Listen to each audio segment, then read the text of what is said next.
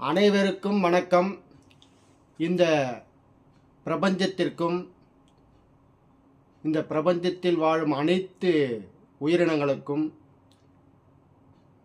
நம்மை சார்ந்த நம்மளுடைய வாடிக்கையாளர்கள், வாசகர்கள், நம்மளுடைய வீடியோவை பார்த்து கொண்டிருப்பவர்கள் அனைவருக்கும் பொங்கல் தை திருநாள் வாழ்த்துக்கள்.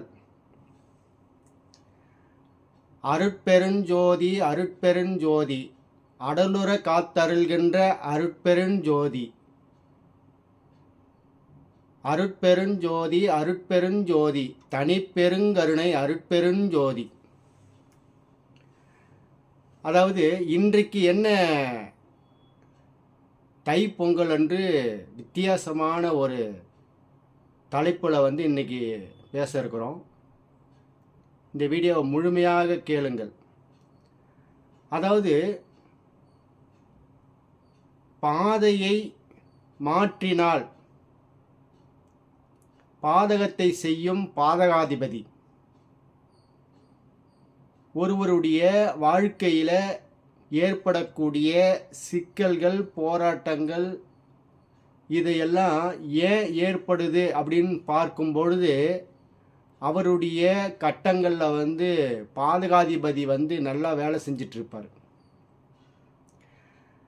நீ இந்த உலகத்தில் எதற்காக பிறந்தார்கள் அப்படின்றத மன்னிக்கவும், நீங்கள் இந்த உலகத்தில் எதற்காக பிறந்திருக்கிறீங்க அப்படின்றத உணர்றதுக்காக உங்களுடைய கட்டங்களில் இருக்கும் பாதகாதிபதி, உங்கள் ஜாதக கட்டங்களில் கிரகங்கள் அமர்ந்த நிலைகளுக்கு ஏற்றாற்போல் அவரவருடைய ஜாதகத்தில் பாதகாதிபதி இருப்பார். நீங்கள் வழி மாறி போகிறீங்கன்னா அந்த பாதகத்தை செஞ்சுக்கிட்டே இருப்பார். ஏன் அப்படின்னா எல்லா ஞானிகளும், சித்தர்களும், யோகிகளும், பெருமான்களும், முன்னோர்களும் பாதையை மாற்றி செயல்பட்டாங்கன்னு வச்சுங்களேன், பாதகத்தை செய்யும். அவங்க என்ன சொல்லியிருக்காங்க அப்படின்னா, நான் யார் அப்படின்றத உணரணும் அப்படின்னு சொல்லியிருக்காங்க. அப்போ ஒரு மனிதன் இருக்கிற இந்த புவி உலகத்திலே மனித பிறப்பு அரிதான பிறப்புன்னு சொல்லியிருக்காங்க அனைவருமே. அப்போ இந்த மனித பிறப்பினுடைய ரகசியத்தை அறியாதவர்களுக்கு பாதகாதிபதி எனும் கிரகங்கள் மூலியமாக அது சுட்டி காட்டிக்கிட்டே இருக்கும். ஆனால் பாதகாதிபதி தான் அதை செய்கிறாரா அப்படின்னா அது கிடையாது. ஒருவருடைய மனிதனுடைய வாழ்க்கையை எப்படி அறிவலாம்னு சொல்லிட்டு நம்மளுடைய அறிஞர்கள், ஞானிகள், யோகிகள், சித்தர்கள், அருட்பெருஞ்சோதியை உணர்ந்த பெருமான்கள் இந்த 12 கட்டங்களில் 9 கிரகங்களை அடைப்பு செய்து அதன் மூலியமாக அறிந்து தெரிந்து கொள்வதற்கு ஒரு வழியை காட்டியிருக்கிறார்கள். அப்போ ஒருவருடைய ஜாதகத்தில் எந்த லக்கணத்தில் பிறக்கிறாரு, எந்த ராசியில் பிறக்கிறாரு, என்ன திசையில் பிறக்கிறாரு, என்ன வழியில் அவர் வாழ்க்கை பயணம் செய்து கொண்டிருக்கிறார் அப்படின்னு பார்க்கும் பொழுது அவருக்கு கிரகங்கள், ராசிகள், நட்சத்திரங்களில் பயணம் பண்ணி போகும்பொழுது குழந்தை பிறந்திருக்கும். அந்த கோச்சார டைமில் கட்டங்கள் எழுதி அது ஜாதகம் அப்படின்னு எழுதி வச்சுருப்பாங்க. அந்த ஜாதகருக்கு பாதகாதிபதி யாருன்னு பார்க்கணும். அப்போ பாதகாதிபதினா பாதகத்தை மட்டும் செய்வாரா அப்படின்னா, நீ எதற்காக பிறந்திருக்கிறாய் என்றதை உணர்ந்துட்டுனா பாதகாதிபதி எதையுமே செய்ய மாட்டார். உணராத வழி தவறி போனால் எப்படி ஒரு தாய் தகப்பன் குழந்தைய மறுபடியும் அழைச்சி வழியில் எட்டுன்னு விடுவாங்களோ அதுபோல் இந்த பாதகாதிபதியினுடைய வேலையே அதுதான் பாதையை மாற்றினால் பாதகத்தை செய்யும். ஒருவருடைய வாழ்க்கையில் பாதை மாறி போகிறாங்கன்னா பாதகத்தை செய்யும். ஒரு தொழில் செய்யக்கூடாது அப்படின்னா தொழில் செஞ்சாங்கன்னா தொழிலில் நஷ்டத்தை உண்டு பண்ணி அந்த உணர வைக்கும். ஒரு திருமணத்தில் இந்த பெண்ணை திருமணம் செஞ்சிருக்கக்கூடாது, இல்லை இந்த அப்படியே செய்தாலும் அந்த செயலை செய்யாமல் இருந்தார்னா அந்த பெண்ணோடு சேர்ந்து வாழ்ந்து கொண்டே இருப்பார். அந்த மாதிரி பாதகத்தை செய்துக்கிட்டே இருக்கும். பாதகாதிபதியினுடைய வேலையே அதுதான். அந்த விஷயத்தை அறிந்து தெரிந்து கொள்வதற்குத்தான் ஜாதக கட்டம். அதுதான் ஜாதகம் கற்றுக்கொண்டு அந்த ஜாதகத்தை அறிந்து அதை தெரிந்து கொள்வதற்கு ஜோசியர்கள் சொல்லுவாங்க. இந்த காலகட்டத்தில் இந்த திசா இந்த புத்தி இந்த வாழ்க்கையில் பயணம் பண்ணிகிட்ருக்கீங்க. உங்களுடைய பிறப்பினுடைய ஜாதகமும் இப்போ போயிட்டுருக்கிற தசா புத்தி சக்கர தசையினுடைய அமைப்பும் உங்களுக்கு வாழ்க்கையை உணர்த்தும், வழியை காட்டும். நீங்கள் வழி தவறி போயிருப்பீங்க அப்படின்னு சொல்லுவாங்க. அப்போ ஒரு பாதகாதிபதியினுடைய திசையோ பாதகாதிபதியினுடைய புத்தியோ பாதகாதிபதியினுடைய செயலோ நடக்கும் பட்சத்தில் என்ன செய்யணும் அப்படின்னா சும்மா இருக்கணும், அவ்வளோதான். வேறு எதுவுமே செய்யக்கூடாது. செஞ்சேன்னா அவனுக்கு விளைவுகள் விபரீதமாக காணப்படும். இப்போ ஒருவர் ஏதோ ஒரு திசையில் ஏதோ ஒரு புத்தியில் பிறந்துடுறாரு. அந்த பிறப்பினுடைய தசா புத்தியே அதனுடைய காரகன் யாருன்னு பார்க்கணும். அந்த காரகனும் இப்பொழுது நடக்கும் தசா புத்தியினுடைய காரகனும் சமமாக இருக்கும் பட்சத்தில், ஒன்றோடு ஒன்று நட்பாக இருக்கும் பட்சத்தில் அந்த ஜாதகனுக்கு அதிர்ஷ்டங்கள் இந்த பிறப்பினுடைய ரகசியத்தை வழிகாட்டி விடும். அதுவே இந்த கிரகத்தினுடைய திசையும் இப்போ நடக்கிற திசையும் அவர் பிறப்பினுடைய நடக்கிற திசையும் மாற்றி நடக்கும்பொழுது என்னதான் செஞ்சாலும் என்னதான் இது பண்ணாலும் அவருக்கு பாதகத்தை செஞ்சு கொண்டே இருக்கும். அதை உணர்ற வரைக்கும், அதாவது ஒரு செயல் நமக்கு தெரியாது, அதுக்கு நம்ம பயிற்சி எடுத்துகிட்டு இருப்போம்ல, பயிற்சி எடுக்கும்போது பல கேள்விகள் வரும், பல சந்தேகங்கள் வரும். அதை உணர்கிற அளவுக்கு அப்போ அது போல தான் வாழ்க்கையில் பாதகாதிபதியினுடைய செயல்கள் இருந்து கொண்டே இருக்கும். இது எப்போ அது புகட்டும் அப்படின்னா, ஒரு மனிதன் மனிதனாக மாறுவதற்கு உண்டான வாய்ப்புகளை எப்போது கொடுப்பானா, யாரோட ஜாதகமாக இருந்தாலும் சரி, இந்த உலகத்தில் இருக்கக்கூடிய 800 கோடி மக்களுடைய ஜாதகமாக இருந்தாலும் சரி, அவர் சூரியனுடைய நட்சத்திரத்திலேயோ அல்லது சனி பகவானுடைய நட்சத்திரத்திலேயோ பிறந்து அந்த கிரகத்தினுடைய தசையோ புத்தியோ அந்தரமோ சூட்சமோ பயணம் பண்ணும் பட்சத்தில் அதை உணர்த்தும். ஒரு மனிதன் நான் யார் அப்படின்றத உணர்த்தக்கூடிய தன்மை எப்போது நடக்கும் அப்படின்னா, இந்த 27 நட்சத்திரங்களில் சூரியனுடைய நட்சத்திரத்துக்கும் சனி பகவானுடைய நட்சத்திரக்கும். ஏன் அப்படின்னா, சூரியனுடைய நட்சத்திரம் எங்கே இருக்குன்னா காலபுருஷ அமைப்பு படி 159 இருக்கும். சனி பகவானுடைய நட்சத்திரங்கள் பாருங்கள் 4, 8, 12 இருக்கும். காலபுருஷ தத்துவத்தின்படி 4, 8, 12 அப்படின்றது என்னன்னா ரகசியமானது. 159 என்றது என்னன்னா வழி வழியாக ஆர்என்ஏ டிஎன்ஏ மூலியமாக கடத்தப்பட்டு எடுக்கப்பட்ட இந்த உடம்பினுடைய ரகசியத்தை அறிந்து தெரிந்து நான் யார் என்று உணர்வதற்கு உண்டான தன்மையை எது கொடுக்கும் அப்படின்னா, சூரியனுடைய நட்சத்திரத்தில் ஒரு கிரகம் நின்று திசை நடத்தும் பொழுதும் சனியினுடைய நட்சத்திரத்தில் நின்று ஒரு கிரகம் திசை நடத்தும் பொழுதும் அவர் உணர்ந்து கொள்ளக்கூடிய காலங்களாக அது காணப்படும். இப்போ பொதுவாகவே அருட்பெருஞ்சோதி அருட்பெருஞ்சோதி தனிப்பெருங்கருணை அருட்பெருஞ்சோதி அப்படின்னு சொல்லுவார் என்னுடைய இறைவன். அவர் பொதுவாக கடவுள் என்பது யார் அப்படின்றத உணர்ந்த மெய்ஞானி. அதாவது தன்னை உடலை ஒளி உடம்பாக மாற்றிக்கொண்டவர். ஒளிதான் கடவுள். அதனால்தான் அருட்பெருஞ்சோதி அப்படின்னு சொல்லுவார். ஜோதின்றது நெருப்பினால் உருவான ஜோதி கிடையாது, இந்த வெளிச்சத்தில் வருது அதுவும் கிடையாது. ஜோதி என்பது என்னன்னா உயர்ந்த அதிர்வு அலை. அதனால்தான் இறைவன் அனுஷணமும் அசைந்து கொண்டிருக்கிறாருன்றத அறிஞர்கள் சயின்டிஸ்டுங்களாம் சொல்கிறாங்க, நடனம் ஆடிக்கொண்டிருக்கிறாருன்னு. அதனால்தான் இறைவன் நடராஜ பதிமாலைன்னு சொல்லிட்டு எழுதியிருக்கிறாரு பாடல்கள். அப்போ அதிர்வலைகளாக இருந்து கொண்டு நம்மளுடைய உடம்பே செல்களால் ஆனதுன்றத எல்லாருக்கும் தெரியும். அந்த செல் எதனால் ஆனதுன்னா அதிர்வுகளால் ஆனது.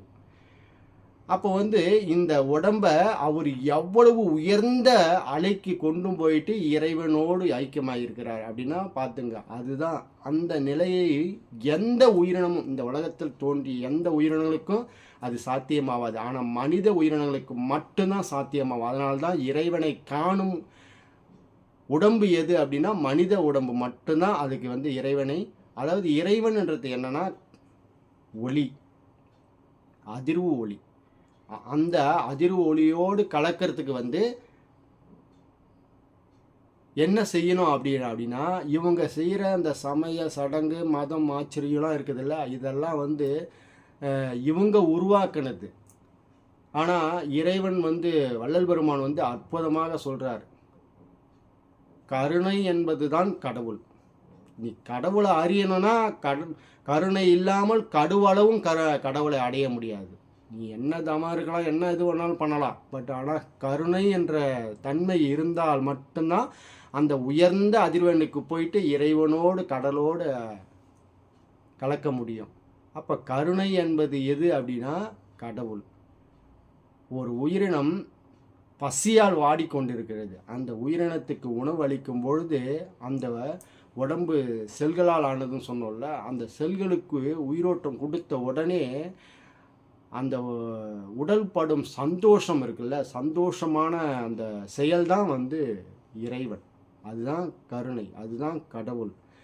அப்போ வந்து ஒரு உயிருக்கு உணவளித்து கொண்டே இருப்பது வந்து கருணைன்னு சொல்கிறீங்க, கடவுள்னு சொல்கிறீங்க. அதுவே வந்து சோகத்தோடு இருக்கும் பட்சத்தில் ஒருத்தர் வந்து சோகமாக இருக்கார், அவர்களுக்கு வந்து நல்ல வார்த்தைகள் சொல்லும்போது அவருடைய உடல்கள் வந்து பரிபூரணமாக நல்ல அதிர்வு அலைகளை கொள்ளும் பொழுது இறைவன் வந்து அப்படியே சாட்சாத் அடலுற காத்தருள்கின்ற அருட்பெருஞ்சோதின்னு சொல்லுவேன் நான். அப்போ வந்து சோகத்தோடு இருக்கிற ஒரு மனிதனை தேற்றுவதும் வந்து நல்ல அதிர்வாளிகளை உருவாக்கும். இந்த கோபம், பயம், பொறாமை இதுக்கெல்லாம் வந்து நல்ல அதிர்வாளிகளை வந்து சுருக்கிடும். இந்த கெட்ட செயல்களுக்கு அனைத்துக்குமே வந்து குறுகிய அதிர்வலை. நல்ல செயல்களா சந்தோஷம், அன்பு, கருணை இதற்கெல்லாம் வந்து மிகப்பெரிய உயர்ந்த அதிர்வலை. அதனால தான் ஒரு மனிதன் வந்து சந்தோஷமாக நீண்ட நேரம் இருக்க முடியாது. உயர்ந்த அதிர்வலைகளில் வந்து நம்ம இருக்க முடியாது. அதனால தான் இறைவன் வந்து என்ன சொல்லுவாங்க, முன்னோர்கள், ஞானிகள், சித்தர்கள், பெருமான்கள்லாம் சமநிலையாக இருக்கும் பட்சத்தில் அதை தக்க வச்சுக்கலாம். சந்தோஷமும் இல்லாத துக்கமும் இல்லாத சமநிலையில் இருக்கணுமா. அப்படி இருந்தால் தான் அதை வந்து நீண்ட நெடிய அந்த சுகத்தை பெற முடியும் அப்படின்வாங்க. அப்போ உயர்ந்த அதிர்வலையை நம்மால் நீண்ட நேரம், அதனால தான் சந்தோஷமாக ரொம்ப நேரம் சிரிக்க முடியாது. ரொம்ப நேரம் அந்த சந்தோஷம் வந்து குறிப்பிட்ட நேரம் தான் இருக்கும். அது உயர்ந்த அதிர்வலை, அதால் நம்ம அதை வந்து நம்ம தாங்க முடியாது. அந்த தாங்குற அளவுக்கு நம்ம வந்து அது கூடவே பயணம் பண்ணிக்கிட்டே இருக்கணும். இந்த கெட்ட செயல்கள்லாம் இருக்குல்ல, அது வந்து குறுகிய அதிர்வலை. அது வந்து நீண்ட நேரம், ஒருத்தன் வந்து நீண்ட நேரம் சோகமாக இருப்பான். அதே வந்து நீண்ட நேரம் சந்தோஷமாக மகிழ்ச்சியாக இருந்துக்கிட்டே இருக்கவே முடியாது. அதுதான் இதை பேலன்ஸ் பண்ணும்பொழுது நீண்ட அதிர்வலைகளை செய்து கொண்டே இருக்கணும் அப்படின்றது. அதனால தான் மகிழ்ச்சியாக இருந்துக்கிட்டே இருந்தால் ஒரு மனிதன் நினைத்ததை சாதிக்கிறான், நினைத்ததை வந்து அவனுக்கு எல்லாமே கிடைக்குது அப்படின்னு இருக்கிறதுக்கு காரணம் வந்து நீண்ட அதிர்வலைகளை கொண்ட கருணை என்ற தன்மை. அந்த செயல்கள்லாம் செய்து கொண்டே இருக்கும் பட்சத்தில் உடம்புல ஏற்படக்கூடிய அந்த ஒளியானது இறைவன் நம்மளோடு நீக்கமர நிறைந்து கொண்டிருக்கிறார். அதனால தான் கருணை என்பது கடவுள் அப்படின்னு சொல்லியிருக்காங்க. இப்போ அறிவியல் அறிஞர்கள்லாம் வந்து கண்டுபிடிச்சிட்டு இருக்காங்கல்ல, அந்த விஷயத்தை இறைவன் வந்து 150 ஆண்டுகளுக்கு முன்னாடியே அற்புதமாக வந்து சொல்லிட்டு போயிருக்காரு. நம்ம வந்து சாகா கல்வியை பெறணும் அப்படின்னா, இந்த உடல் அழியாத இருக்கணும் அப்படின்னா, ஏன்னா ஆற்றலை ஆக்கவோ அழிக்கவோ முடியாதுன்னு சொல்லுவாங்க. அப்போ வந்து ஒளி அருட்பெருஞ்சோதின்றது வந்து ஒரு ஆற்றல். அந்த ஆற்றலோடு நம்மளுடைய உடம்பை மாற்றணும் அப்படின்னா ஒரு திடப்பொருள் நம்மளை அதை ஆற்றலோடு அது யார் செஞ்சுருக்காங்க அப்படின்னா, எத்தனையோ வருஷங்களை கடந்து வந்த இந்த பூமியில் யாருமே அதை வந்து கண்ணுக்கு எதிர ஆதாரமாக செய்து காட்டல. அதை அருட்பெருஞ்சோதியாக கலந்த நம்மளுடைய இறைவன் வள்ளல் பெருமான் மட்டுமே அதை வந்து E=mc² சொன்ன ஐன்ஸ்டீனுடைய செயலை நிரூபித்து காட்டி கொண்டு போகிறார். இந்த உலகம் ஒளியால் ஆனது, அருட்பெருஞ்சோதியால் ஆனது. அந்த ஜோதியில் ஐக்கியம் ஆயிட்டார். அதாவது இறைவன் கலந்து விட்டார். அந்த உடம்பு வந்து உயர்ந்த அதிர்வலைக்கு போய் கலந்துக்குதுன்னா பார்த்துங்களேன். அந்த செயலை உணர்த்துவது யார் அப்படின்னா, ஒவ்வொருவருடைய ஜாதகத்திலையும் பாதகாதிபதி மட்டும்தான் இந்த செயலை செஞ்சிட்ருப்பார். பாதகாதிபதினா எல்லாருமே பாதகத்தை தானே செய்யும் சொல்லுவாங்க. நீங்கள் என்னங்க ஐயா இந்த மாதிரி விஷயங்கள்லாம் சொல்கிறீங்க அப்படின்னா, நீங்கள் யார் என்று உணர்த்துவது உங்களுடைய ஜாதகத்தின் கட்டங்களில் கிரகங்கள் அமர்ந்த அந்த பாதகாதிபதி தான் உங்களை வந்து உணர்த்துவார். உங்களுடைய செயலை நிரூபித்து காட்டுவார். அதாவது பாதை மாறி போனால் பாதகத்தை செய்து மறுபடியும் பாதைக்கு கொண்டு வருவது. ஒருத்தவன் தவறு செய்கிறான், பொய் சொல்கிறான், திருடுறான், கொள்ளை அடிக்கிறான், 5 பஞ்சமா பாதக செயல்களை செய்கிறான் அப்படின்னா அவனுக்கு வந்து அந்த துன்பத்தை உண்டாக்கி தண்டனையை பெற்றுக் கொடுத்து மறுபடியும் பாதைக்கு கொண்டு வரான். அதுதான் வந்து அந்த மாதிரி கொண்டு வரக்கூடிய காலங்கள் வந்து நீண்ட காலமாக இருந்ததுன்னா அவனால் முடியாது, ஆயுள் முடிஞ்சிடும். அதுவே சின்ன தண்டனை சின்ன காலமாக இருந்தால் தன்னுடைய பாதைக்கு வந்து நான் யார் அப்படின்றத உணர்ந்து மறுபடியும் அவன் வந்து இறைவனோடு கலந்து செய்யக்கூடிய தன்மையை வந்து உருவாகிடும். இதுதான் இறைவன் வந்து சொன்னது. இப்போ பாதகாதிபதி ஒரு செயலை செய்கின்றார், அது நல்லதா கெட்டதா அப்படின்றத வந்து நீங்கள் உணர்ந்துங்க. இதை உணரக்கூடிய மனிதர்களுக்கு மட்டும்தான் தெரியும். ஏன்னா பாதகாதிபதினாலே வந்து பாதகத்தை செய்கிறவன் இவர் என்னப்பா வந்து இந்த மாதிரி செயல்களை வந்து சொல்லியிருக்காரு அப்படின்னா, பாதை மாறி போகும்போது பாதகத்தை செய்து பாதையை மாற்றி சரியான பாதைக்கு கொண்டு வருவது யார் அப்படின்னா அந்த பாதகாதிபதியே அப்படின்றது தான் நம்மளுடைய இந்த வீடியோனுடைய தலைப்பு. யாருடைய ஜாதகமாக இருந்தாலும் சரி, அது ஆணோட ஜாதகமாக இருந்தாலும் பெண்ணோட ஜாதகமாக இருந்தாலும் சரி, குழந்தைங்களாக இருந்தாலும் பெரியவங்களாக இருந்தாலும் யார் அந்த ஜாதகத்தினுடைய பாதகாதிபதி யாருன்னு பாருங்கள். அந்த பாதகாதிபதி கடந்து வரக்கூடிய தசையோ புத்தியோ அந்தரமோ சூட்சமோ அதிசூட்சமோ பிராணமோ அப்படி கடக்கும் பட்சத்தில் தவறு செஞ்சுக்கிட்டே இருப்பான், நீண்ட நாள் செஞ்சுக்கிட்டு இருப்பான். அப்போலாம் வந்து அவர் அந்த பாதகாதிபதி கிராஸ் ஆகிருக்க மாட்டார். அப்படியே அந்த தவறு செஞ்சுக்கிட்ட நேரத்தில் பாதகாதிபதியுடைய தசை அந்தரம் புத்தி சூட்சமும் அதிசூட்சமும் பிராணமும் பயணம் பண்ணும்போது அப்படி பாதகத்தை செஞ்சு அந்த விஷயத்தை உணர்த்தி அதை காட்டி கொடுத்து உலகத்துக்கோ இல்லை அதை செய்கிறவங்களுக்கோ அந்த வெளிச்சத்தை கொண்டு வந்து மாட்டிக்கிட்டோ அவர் வந்து மறுபடியும் திருத்தி கொண்டு வருவார். அதுதான் பாதையை மாற்றினால் பாதகத்தை செய்து வழியை கொண்டு வரும் இந்த பாதகாதிபதி அப்படின்றது தான் இந்த வீடியோனுடைய தலைப்பு. இதை புரிஞ்சிருக்கும் பட்சத்தில் லைக் பண்ணுங்கள், ஷேர் பண்ணுங்கள், மற்றவர்களுக்கு அனுப்பிவிடுங்க. அருட்பெருஞ்சோதி அடலுற காத்தருள்கின்ற அருட்பெருஞ்சோதி நமது நேயர்கள் ஆற்றிலோடும் நீரோடை போல பிரபஞ்சத்திற்கு நற்காரியங்கள் செய்து நற்பலன்களை பெற்று இறைவனுடைய ஆசியை பெற்று வாழுங்கள். இறைவனுடைய ஒளி அலையாக நீங்கள் மாற இறைவன் அருள் புரியட்டும். கருணை என்பதுதான் கடவுள், கருணையோடு இருங்கள். இதுவே வந்து நல்ல வார்த்தைகளை 4000 கோடி நோய்களை வந்து நீக்கும் அப்படின்னு சொல்லிட்டு நம்மளுடைய முன்னோர்கள் சொல்லுறாங்க. அப்போ வந்து என்ன சொல்லுவாங்க, என்னுடைய தாய் என்ன சொல்லுவாங்கன்னா அடிக்கடி கனி இருப்ப ஏன்டா காயை எடுத்து சாப்பிட்ற அப்படின்னு சொல்லுவாங்க. அது வந்து வள்ளுவர் சொன்னாலும் அடிக்கடி எனக்கு என்னுடைய தாய் சொன்னது வந்து இதுதான், கனி இருக்கும்போது ஏன் காயை எடுத்து சாப்பிடணும், மதுரமாக இருக்கக்கூடிய கனி. அதை போல் நல்ல வார்த்தைகள் வந்து கோடான கோடி வார்த்தைகள் இருக்கும் பட்சத்தில் தீய வார்த்தைகளை அடுத்தவர்களை சொல்லி மனதை புண்படுத்தாதீர்கள் தான்ன்றது தான் என்னுடைய உள்நோக்கம், என்னுடைய கருத்து.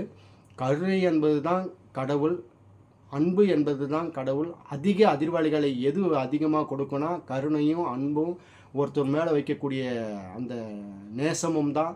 அதனால்தான் வந்து இறைவன் வந்து அடலுற எப்படிலாம் வச்சிருக்கிறார் பாருங்கள். ஒரு மனிதனுக்கு தனியாக வாழாத மனைவி மக்கள் தாய் தந்தையர்களோடு சேர்ந்து பந்தங்களோடு சொந்தங்களோடு இருக்கும் பட்சத்தில், ஆனால் சில காலங்களில் உங்களுடைய அந்த ஆரண்ய டிஎன்ஏனுடைய தன்மையில் அவர் வந்து வகுத்து 6 வகுத்து வச்சிருக்கிறாருல, இதையும் அனுபவித்து இப்போ ஒருத்தர் வந்து எல்லாம் அறிந்திருந்தாலும் அவருடைய உடன் பிறப்புகள் தாயார் தந்தையார் அவர்களை பிரிந்து வாழக்கூடிய தன்மையெல்லாம் இருக்கும். அவங்களோட சேர்ந்து வாழ முடியாது, ஏன்னா எல்லாரும் ஒன்றா இருக்க முடியாதுல்ல. அந்த மாதிரி தன்மையில் இருக்கிறவங்களுக்கு இறைவன் எப்பொழுதும் உங்களுக்கு வந்து அதை உணர்த்தி கொண்டே இருப்பார். பாதையை மாற்றினால் பாதகத்தை செய்து மறுபடியும் நல்ல பாதைக்கு கொண்டு வருவது தான் பாதகாதிபதியினுடைய முக்கிய வேலை. மறுபடியும் சொல்ல வேண்டிய தன்மையாக ஆயிடுச்சு, மன்னிக்கவும். நன்றி, வணக்கம்.